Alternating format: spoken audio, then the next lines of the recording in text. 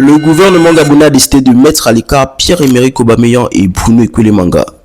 Je t'explique. Après notre défaite à la Coupe d'Afrique des Nations, le gouvernement gabonais, à travers un communiqué de l'ex-ministre des Sports, a décidé de mettre à l'écart Pierre-Emerick Aubameyang et Bruno Ekwelemanga. Oui, nous avons perdu, oui, ça fait mal, mais justement, on ne dirige pas un pays sous l'émotion, un pays se dirige avec la raison. Maintenant, allons à l'essentiel, parce que le vrai débat n'est pas là où on veut nous amener.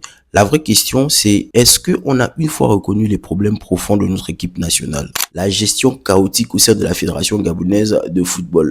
Est-ce qu'on a parlé de l'organisation, de la préparation, de la responsabilité des dirigeants? Non, nous ne l'avons jamais fait.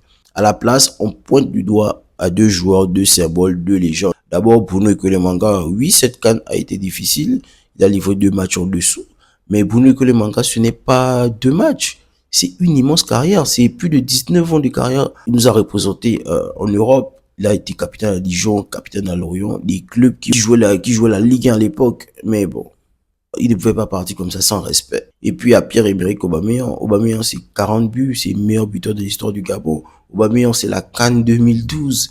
Comment il nous a fait rêver. C'était le meilleur buteur de la compétition. Aubameyang, c'est 7 buts. Coupe d'Afrique des Nations, sur le record gabonais. Aucun attaquant gabonais n'a fait ça. Mais surtout, Aubameyang, sur le symbole, le bandeau. C'est la fierté du Gabon en Europe. C'est notre ambassadeur premier du football. Il pouvait jouer pour l'Espagne, la France, mais il a décidé de jouer pour le Gabon, qui est son pays de cœur. Aujourd'hui, posons-nous les vraies questions. Ce qui se passe, c'est pas une décision sportive, c'est une décision émotionnelle. Et elle est mauvaise. Parce qu'un pays qui oublie ses légendes, qui décourage sa jeunesse, fragilise son avenir.